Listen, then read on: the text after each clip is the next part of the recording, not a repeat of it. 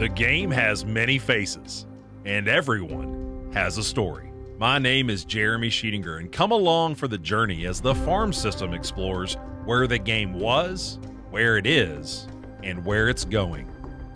From big league clubhouses to little league parks, this game has a lot to offer. For the first time ever, this series will attempt to pull back the curtain and demystify the game. The stories, those are endless as we pull perspectives from inside professional baseball, down through all levels of college, into high school and youth baseball, the highest levels of softball, business professionals, and even training facilities. Come along as we connect the dots and celebrate the special people from within our community telling their stories from inside the game we all love. This is The Game.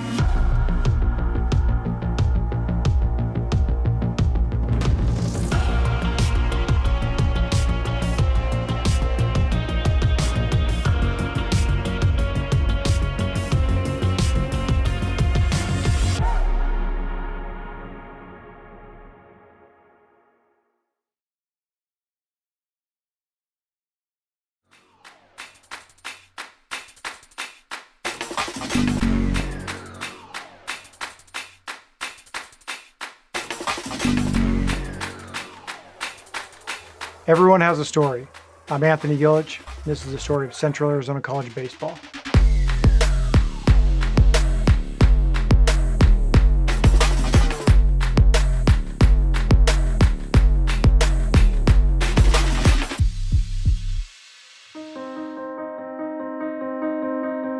Some of the first moments I can remember in baseball are just being at home or with my family, right? We're a big baseball family. Yeah, I grew up in Seattle, so, I was a big, Griffey era guy, so it was, it was fun. It was fun. I mean, they had some good teams and some good memories going to, those games and going to Tacoma Rainiers games and AAA and those kind of things, and kind of just, kind of cultivate your love for the game at a different level, and, allows you to dream on it that you can maybe play there or coach there and those kind of things. And so, it's fortunate to be around some of the, those areas to see some good players growing up. My brother was a pretty big prospect growing up, so I had some battles with him, in the backyard and playing wiffle ball and all those kind of things. And it kind of just led me into definitely a competitive person and just found an outlet to kind of let out some of that competitiveness, and it kind of grew and grew through as a player, and then eventually, led into coaching. I think for me personally, just the kind of a blue collar mentality is, my dad was a fisherman, right?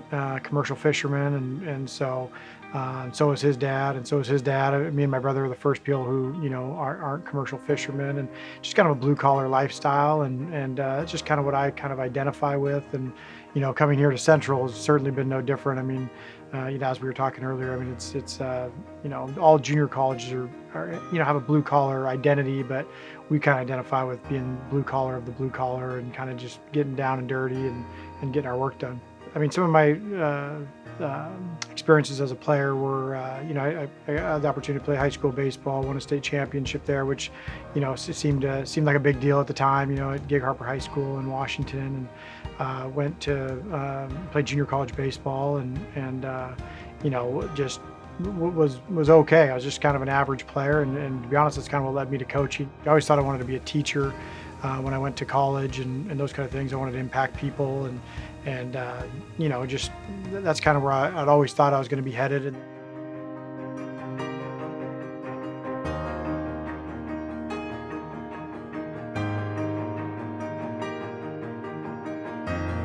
So I started out, coached at Ellensburg High School, JV, right? That was my very first coaching job, and decided then that I wanted to coach. And so, I was really naive and had no idea how to get started or where to go or, what the process looked like. So I graduated. I was from the state of Washington, so I just started at the top and worked my way down. From there, I called Ken Knutson, was my very first call at University of Washington. Said, "Hey, Ken, I want to work for you." And he said, "No." And I said, "Okay, great." And so I went, I called the next school and the next school, and kind of, just started working my way around and And I called Ken back and said, hey, I don't know if you remember my first call, but I'll work for free. And he said, nah, the answer's still no. And so you learn as you go, and ultimately fell on the University of Puget Sound. Brian Billings gave me an opportunity to be a coach, which I'm forever grateful for, and hired me on as a Division III program in Tacoma, Washington, a great liberal arts school, and learned so much there. I was there for 4 years and just learned a lot about recruiting, a lot about the academics, learned just how to run drills and the whole deal. And so it was invaluable for me, and what a cool experience. And during that time I coached a summer team, like a club team, and we would send a lot of players here to Central Arizona. And so that's kind of how I got the relationship going with the head coach here. And eventually he had an opening and hired me on his staff, and I've been here ever since. The transition from being an assistant coach to a head coach, it's a challenging one. It's one that I don't think anyone's really prepared for until it happens. As much as I believed I was prepared for it, it's different being one seat down. I think one thing that I wasn't really prepared for was coaching the coaches. And I think the practices and the baseball and the practice planning and all that kind of stuff it falls into place, but the coaching the coaches, I didn't do a very good job of that in my first year, for sure. I just assumed that everybody would fall into line and do what they're supposed to do, but I didn't give them any direction, and that was on me. And I just I've tried to encourage our coaches when they become head coaches that to coaching the coaches is part of the process. You have 30 players, but you also have 4 or 5 coaches to you're in charge of and responsible for, and you need to encourage and promote, and I had to learn that along the way, for sure. Well, Gillich's kind of got a lot of great things going here, and so it was another big reason why I wanted to come, was to learn from someone like him. And I would say some of the best things that he does is not just being a hardworking and blue-collar guy, but he's extremely organized. He's really respectful to the players, and so it's a really comfortable environment to work and to train, and guys feel really, really comfortable coming up to us and to Coach Gillich, myself, and all the coaches. And then the other thing is recruiting. That's a big piece to this program that Coach Gillich will talk about as a backbone to what we do. And you can be a good coach, but if you have worse players, it's going to be hard to win games. And here it's something that it mirrors a higher level Division I style of recruiting. We spend all our time, in the summer or when we get off time to get out and go watch as much baseball and maybe meet people and things like that as well. So for your growth as a person, as a coach, you're meeting more people, you're watching more baseball, and every time you get to the yard, you don't know what you might see.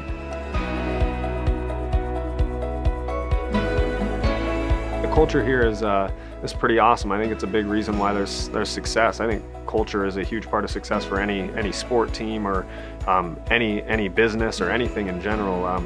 The people here, they like to work. It's pretty simple. They enjoy getting after it. We pick each other up pretty well, and it's kind of one of those environments where there's a lot of talent, and so there's not really the 1 or 2 guys that stand out. Every single person here is here to push each other.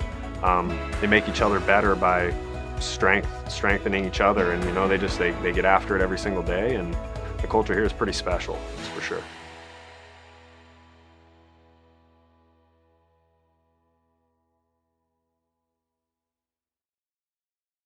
Using the farm board has been a big key for me, and it's something simple, it's easy to use, it's something I can take with me anywhere, and I like to use it every single day. I'll start off using it with front toss. I like to warm up a couple swings, maybe take 10 on my own, and then I like to put the farm board on my feet and really start to feel my legs using the ground and my back foot really dragging to the ground and creating force that's going to help me when I swing in the game. I'll do it again when somebody's throwing to me in the cage, with a BP thrower. And then I also do it. I love to hit breaking balls every single day. I think that it's something that's essential to my game where, especially nowadays, a lot of the breaking balls are thrown during the game. If you can practice something before the game, I think it gives you a big advantage. So I like to hit left-handed breaking balls. I like to hit right-handed breaking balls. That way when the game comes along, I don't have to think about a breaking ball. I can sit on my fastball and I can just react. I'll use the farm board to really make sure I'm using ground force with breaking balls, making sure I'm staying grounded. I think that's the number one key to hitting a breaking ball, is staying in your legs. As soon as you get off your legs, You know, you roll over or you pop the ball up. So the farm board's been instrumental for me in using my legs the proper way, and I've had nothing but fun with it.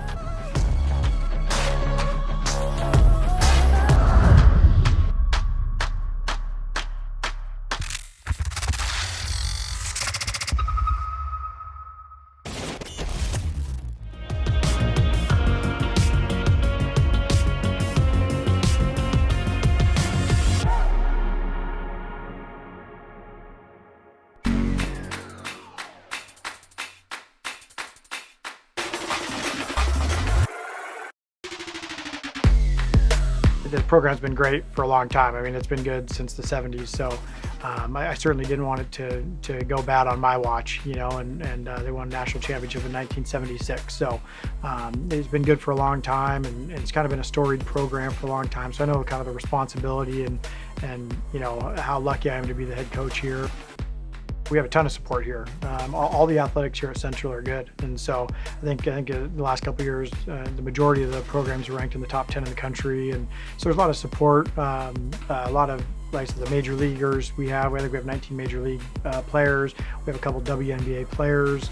We have a bunch of Olympians that have went here, and so I mean, it's just, I mean, we're a little bit removed from the city, but in a cool environment, you know, where a lot of people are, you know, like-minded people around each other. And yeah, JUCO is man, it's a little more blue collar, and I know everyone says that, and for the reasons just you know, the finances aren't quite there like of a Division I school, so you don't have a lot of the glitz and glamour, and it's you know, some people look at it the wrong way, but from my perspective, I think it kind of boils everything back down to baseball, not much else.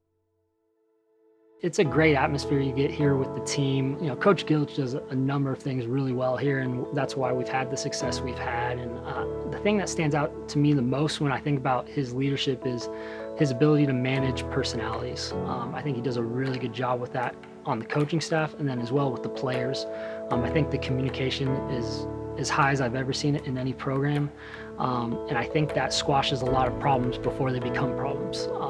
You know, he does a good job of not letting guys get stale on the bench, and guys understanding what their role is on the team, and understanding, you know, that they might not be happy with their role, but there's a way out of it, and that's to be the best guy at that role you can be, and then that will open up another door for opportunities. yeah, I mean, for me, I mean, junior college is the best level in the business. I think there's so many benefits to just to being here. You know, you don't have to compete with, you know, 23-year-old guys and try to beat them out. You're competing against guys your own age. The cost of school and is cheaper. The class sizes are just cheaper. You're taking the same classes as you would at the 4-year schools, but at a fraction of the cost. And so, you know, and then we're fortunate here we get to compete at a high level. And so, and for me, I mean, I get to develop relationships with all levels because I'm at junior college. So my peers at junior college, I develop a relationship with them. I get to develop a relationship with high school coaches as I'm recruiting their players. I get to develop a relationship with Division I and II and NAI programs that we're sending our players to. So I get to, you know, develop a lot of relationships and you know, puts me in touch with a lot of people, and that way I can continue to learn. And I have 3 coaches, myself and 3 assistant coaches that are here full time. So, you know, a lot of Division I's don't have that. All of them are here full time. None of us have other jobs. We don't work at the grocery store. We don't work at the school. We don't do anything like that. Really fortunate to have the coaching staff that I have here. Like I said, the development piece in junior college when swinging a wood bat is a pretty big key, I think, here. You know, scouts don't have to dream on you if they're going to decide to draft a hitter. As they move on, as the hitters move on to 4 years, it's a little easier for them to hit now that they got a metal bat in their hands. And you know, like I said, I mean, just the development piece in general. I mean, that's many guys aren't ready for Division I when they're 18.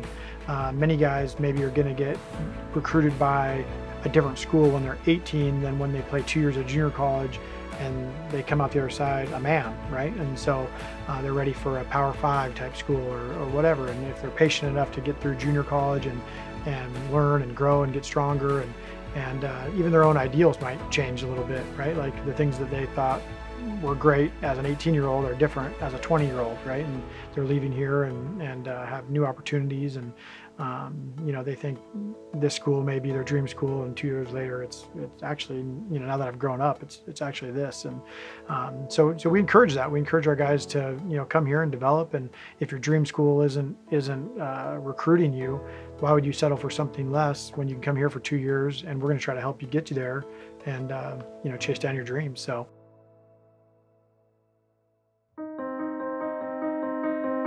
Yeah, winning a national championship, nothing like it. We always felt like we could, and we came close so many times. We lost in the national championship game a couple times, and it just, and the school had done it before. I personally hadn't done it, and it just, there's that confidence and belief that you can do it, and you think you're doing the right things, and you think you're putting in the work, and you need to get a little lucky, and you need to stay healthy, and you got to win the right games, all those kind of things. It's baseball, but to actually, have it materialize right in Grand Junction, and you're, seeing the guys dogpile and stuff. What a cool deal. Those guys are going to remember that for the rest of their lives. I'm going to remember that for the rest of my life. And, that was, I think it's just like it validates a couple things that, hey, we're doing a good job. But as a competitor, it quickly switches to, we got to get 2, and I think, you feel a little bit more, I don't want to say pressure, but a little more, even more responsibility, like, all right, it's on now, and so, we were fortunate last year to get back to the national championship game and lost in the title game, but so the last 2 tournaments we won it and then lost in the title game. So, we feel good about the direction of, where the program's going. We have a good club this year, and but those guys, it's a special team. I think that's kind of cliche to what most championship teams say as a special team, but it's tough to describe it any other way. You have some cool kids, just some guys that we'll stay in touch with forever, and it's just, I think the journey of it, from all the games that you got to win along the way, and we were in a bind even to get into the playoffs. We had to win a few games late just to even get in the playoffs, and then, rattled off some kind of miracle wins in the playoffs.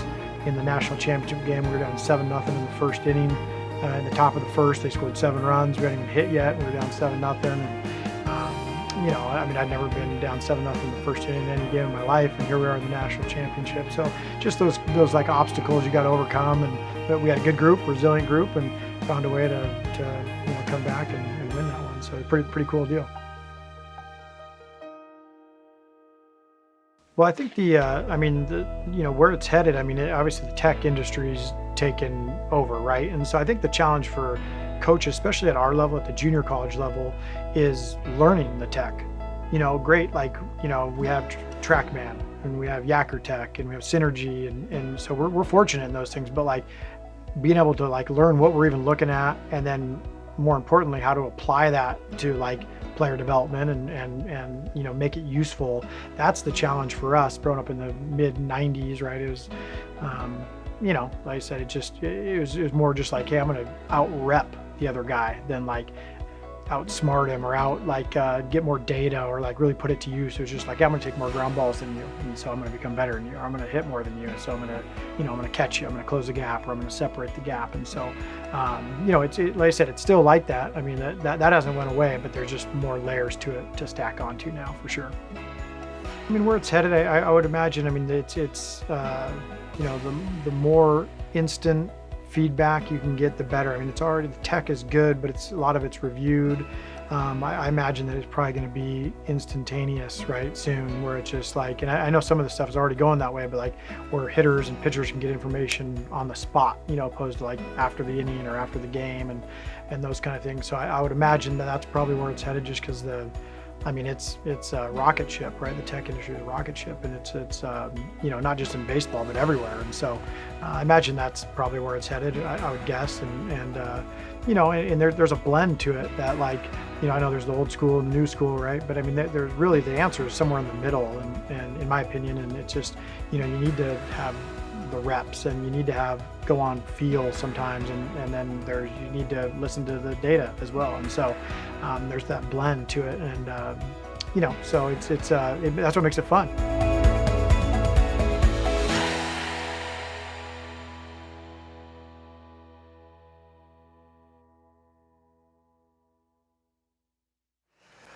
All right, yeah, we finally got all these bags and water balls and oh, hold on, God, sorry guys. Okay, well listen, I told you the water bags were coming in, all right? Water bags, Bulgarians, the balls, we got everything.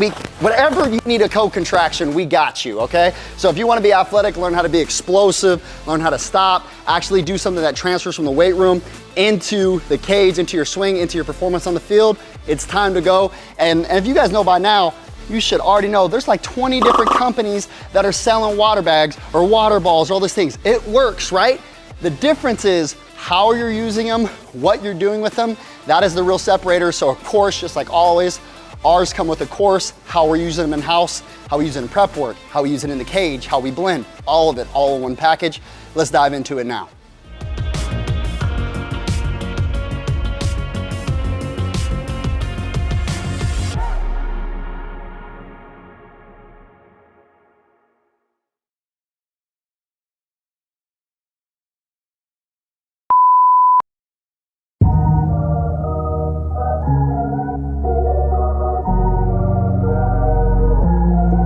Everyone has a story. I am Eric Sim. This is a story of a JUCO bandit. My name is Eric Sim, aka King of fucking JUCO. What I do for a living is pretty interesting. I'm a content creator, full-time content creator. That's my job for a company called Momentum. I basically just ball the fuck out, train my ass off, and have fun, and I make a living. So.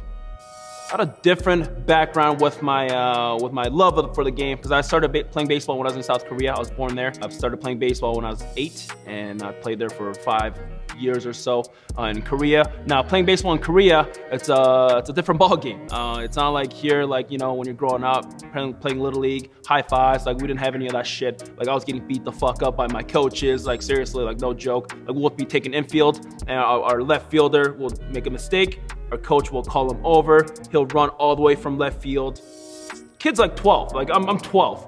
Runs all the way, gets in the push-up position. Coach gets up with the bat, hits the shit out of him on his butt, and just like destroys him. And he runs back crying, and then he hits him again. That's what I grew up in though, right? So that was a culture that I was used to. And whether I enjoyed playing baseball or not, I just had to play baseball. That's a culture I grew up in. To go to the field in Korea, I had to take a bus for an hour. I'm 12. That's the only thing you have over there, so you just have to do it. So I'm 12, taking the bus for an hour, practice all day. We don't go to school in Korea. Like if you play baseball or any sport, you just do that sport and that's it. So I literally went to school, did an attendance check, and I literally played baseball in my high school baseball team when I was like 13 or whatever for 8 hours. It was just crazy stuff, and I'm getting beat up the middle of it, right? And then I'm taking the bus home crying because I can't sit down because my ass is bruised from getting beat up. It was just crazy experience.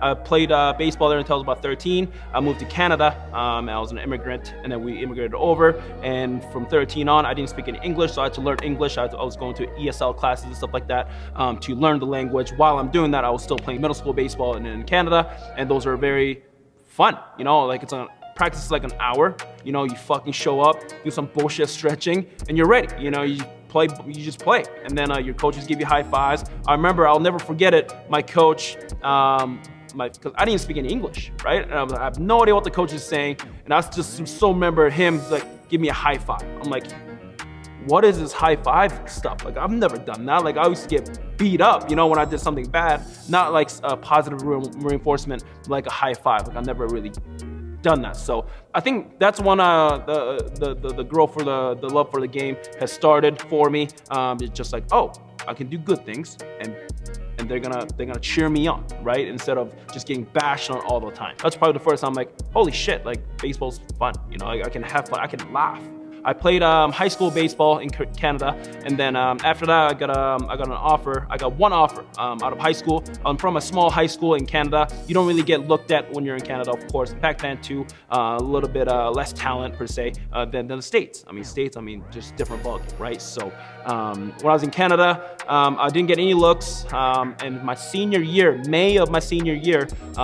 Because basically our season's about to be done, and I had no idea where I was gonna go. And a couple Canadian schools have like reached out, but they have no scholarships or nothing like that for athletic scholarships. And my family's not very like, we're super wealthy or whatnot, so I needed to get scholarship, right? So, and there's one school that came up to watch me play, was a Kobe Community College. It's a small JUCO in Kansas, bumfuck nowhere. And the coach came up, saw me playing, offered me a full ride right away, and I signed then. And then I played 2 years of JUCO in fucking Kobe, Kansas. It's a town of about 5,000 people, very small, just a college there, and that's about it.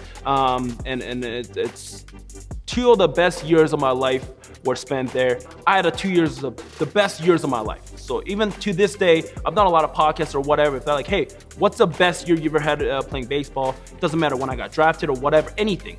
And I say 2 years of JUCO. Like literally you go somewhere so shitty and you survive with your boys, like your boys, like you're more than family at that point, because you see them every motherfucking day, whether you want to or not, right? So, and you're doing 5 in the morning weights, like you're going all the way from 5 a.m. weights through classes, and you do the full practice, you get done at 10 p.m., whatever, like you're doing that with your boys, and you're all day, every day, right? So, and I really got me to really open my eyes up, because again, I was from a very small town in Canada. Baseball wasn't very big. I thought I was pretty good, of course. I mean, I'm like, dude, like, I mean, I'm good here, you know? I remember my first fall ball practice. I'll never forget it. Everyone's bigger than me. Everyone throws harder than me. Everyone hits farther than me. I'm like, what the fuck is different than these guys than me? You know, and of course, the training environment was different. Like, I never worked out in high school. We're talking 20 years ago. Lifting was bad for baseball, you know? I wasn't doing that. Like, I didn't do shit. Like, I just played baseball. That's all I did, right? There's no training for baseball. I just hung out, you know, fucking just what the kids do, you know? But I went there, everyone already worked out for like 2 years. You know, they're way bigger. One dude was like benching like 275 at the time. I'm like, what the fuck is that? I can't even bench like 155. Look, what is going on? You know, like it's just insane for the whole experience. And I'll never forget it. I went home that day, first day of fall ball. I just like took a biggest L of my life. I couldn't hit the ball out of the infield. Like I'm like rattled the entire fucking day. I went back to the shitty piece of shit dorm. Like it was so bad. And I look at myself, I'm like, dude, if you don't figure this shit out, you're gonna get your scholarship taken away, and then I'm gonna send your ass home tomorrow. And I'm like, fuck. Like there was like a light bulb that went up on my head. I'm like, okay, I'm literally thousands of miles away from home. I can't reach for help. Fuck that. I need to do shit on my own. I'm gonna take it into my own hands. I'm gonna do whatever it takes to fucking beat this. You know, I'm gonna be the starter. You know, fuck that. Like ever since then, man, my JUCO coach, I still talk to him to this day, and he's got a million stories too. I was going to the gym every fucking day, whether I'm throwing, fucking hitting, whatever. Every single day, I didn't skip one fucking day.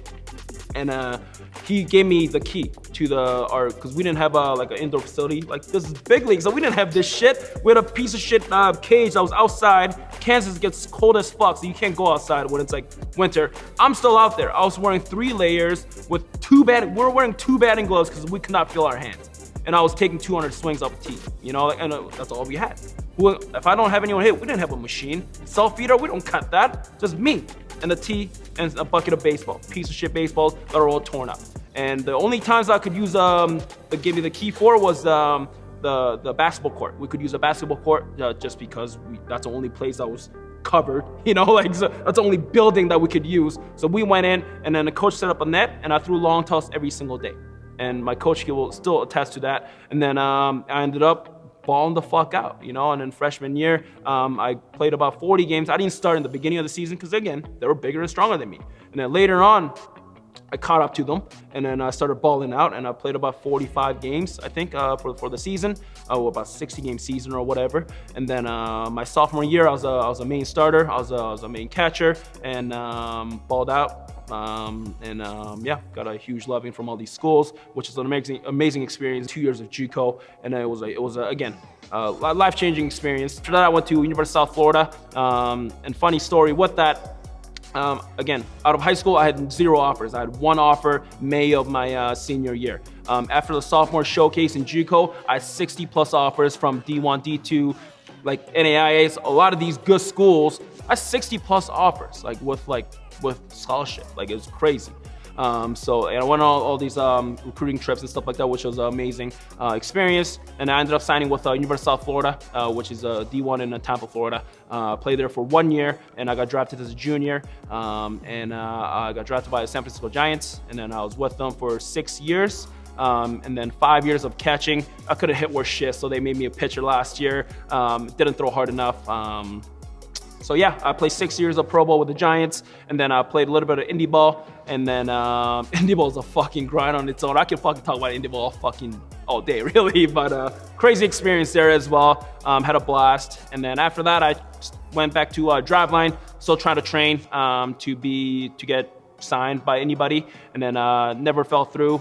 So after that, at my age 27, I hung on my cleats, and then I became a bartender because I was broke as fuck. I'm sure if you play pro ball, you can relate. Like, you have no fucking money. When I got done playing, I had $500 in my checking account. That's all I had. So I was like, I need to make some money. Fuck going to school. I can't afford to go to school. I need to make some money. So I started bartending right away. I ended up becoming a bar manager, and I did that for 4.5 years. 4.5 years, and then while I was doing that, I was training because for the first 2 years of bartending, it's just different lifestyle. It's very busy, and I'm staying super late. Of course, you're running a bar, right? And the lifestyle was different. Now, 2 years in, I'm like, dude, like, I just grabbed the baseball in my house. I'm like, and I have a pocket radar. I'm like, I'm just gonna go throw. Like, I haven't done anything for 2 years. I went to go throw it at some piece of shit local park, and then I hit 77. I hit 77, and my arm hurt so fucking bad.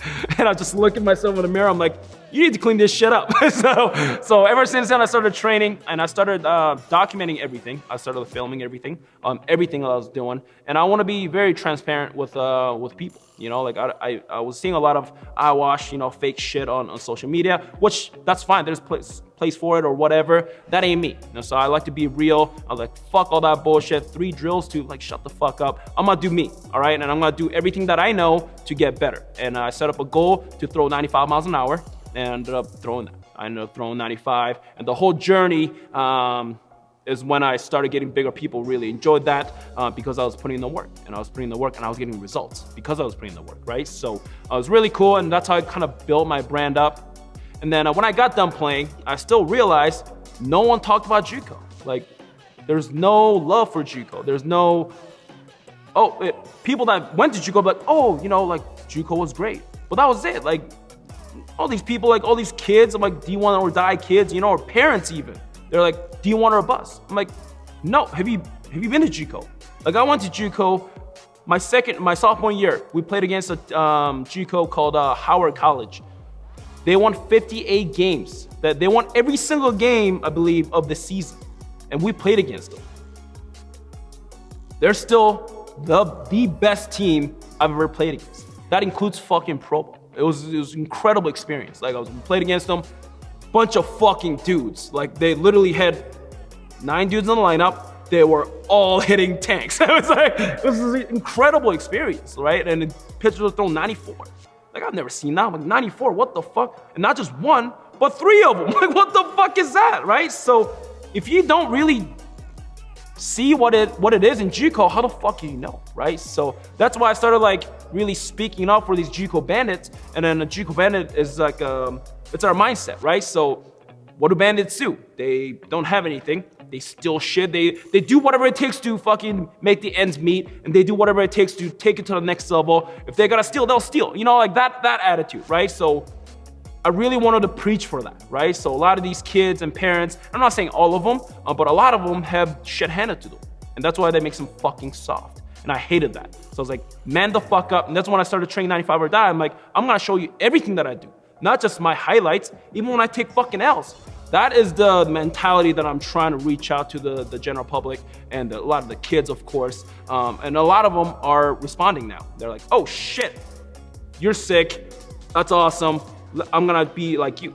And I get a lot of those DMs on a daily basis now. So, and I'm proud of that because these kids are learning from what I'm doing. And the way I'm doing things is not, hey, here's everything that you can do. Fuck you gotta earn it. Find a way. If you don't have shit, make it work. Go to fucking, what, you can't afford fucking $30 to make concrete weights? Go fucking umpire, like make some money. I don't care what you do at whatever you have, make it fucking work instead of not doing shit.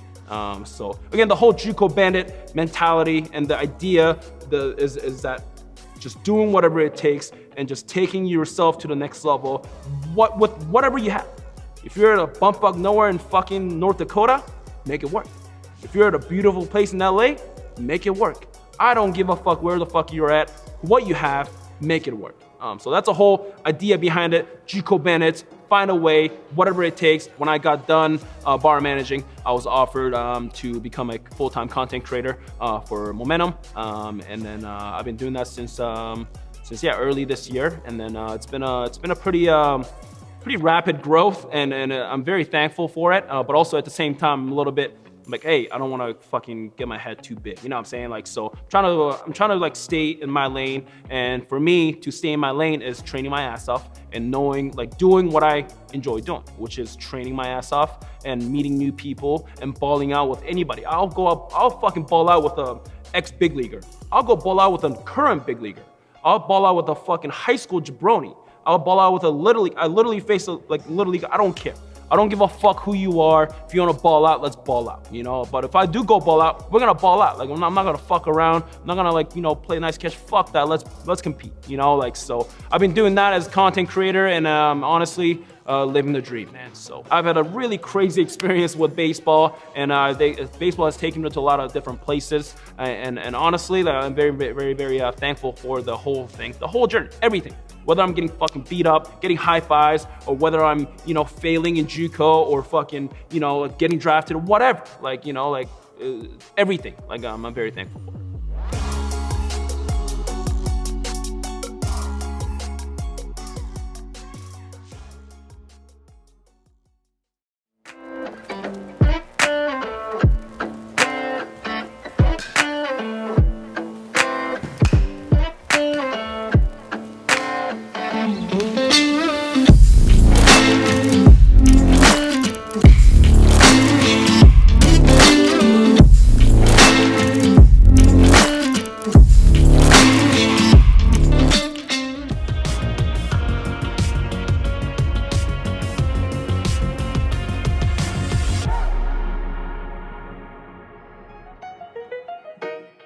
It's a whole different ball game of where the game was before and where the game's at now and where the game's gonna be in the future. It's gonna be night and day.